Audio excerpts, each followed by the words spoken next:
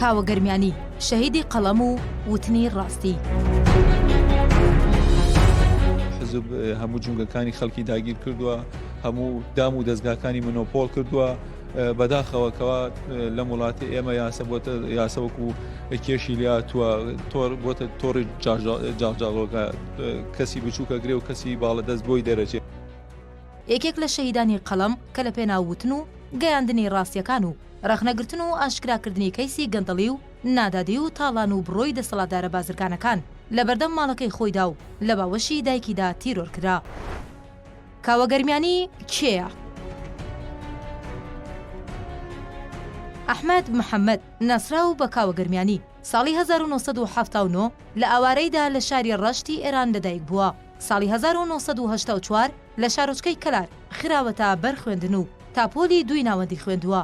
پاش ئەوەی باوکی ئەنفال کراوە بەهۆی هەژاریەوە و بۆ دابینکردنی بژێوی خێزانەکەی وازی لە خوێندن هێناوە و دەستی بەکرێکاری کردووە. سەرەتاکانی کاری ڕۆژنامەنووسی کاوە گەرمیانی دەگەڕێتەوە بۆ ساڵی 2002 کە بە وێنەگری دەستی پێکرد. پاشان دەستی بە نووسینی راپۆرت و بابەت بۆ ڕۆژنامە و گۆڤارەکان کردووە. ساڵی 2007 بۆتە پەیامنێری هەردوو ڕۆژنامە و سایتی ئاوێنە و رادیۆی ئازادی. دواتریش کاری پەیامنێری بۆ هەریەکە لە ڕۆژنامەی کوردستان راپۆرت و ڕۆژنامەی ڕێگای کوردستان کردووە. دواتریش بۆ بە پەیامنێری ڕۆژنامەی گەرمیانی ئەمڕۆ. لە نیسانی ساڵی 2012دا کاوە گەرمیانی دەبێتە سەرنووسەری گۆڤاری گەڕان.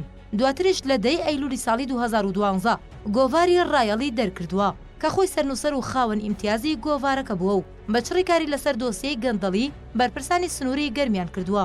تا ساتی تیرۆرکردنیشی بەردەوام بووە لەسەر بڵاوکردنەوەی گۆڤارەکە و کۆتا ژمارەی گۆڤاری ڕایەڵ بەر لە تیرۆرکردنی ژمارە 4 دەبووە.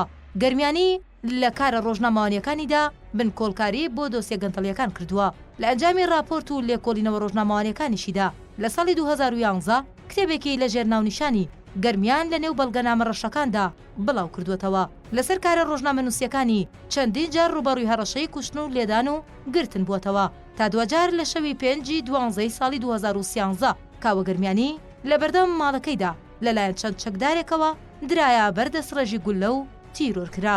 بە بڕیاری دادوەر کەسێک بە تۆمەتی ئەنجامدانی ئەو تاوانە سزای هەتاهەتایی بۆ دەرکرا و تۆمەتبارەکانی دیکەش بەهۆی نەبوونی بەڵگا لە دژیان بە بڕیاری دادوەر ئازاد کران. دواتریش بە بڕیاری دادوەر کەیسی تیرۆرکردنەکەی داخرا. بەڵام لای ئازادی خوازان و کە سوکاری کاوە گەرمیانی کەیسەکەی بەکراوەی ماوەتەوە و داوای ئاشکراکردنی دەستی پشت تیرۆرکردنی کاوە گەرمیانی دەکەن.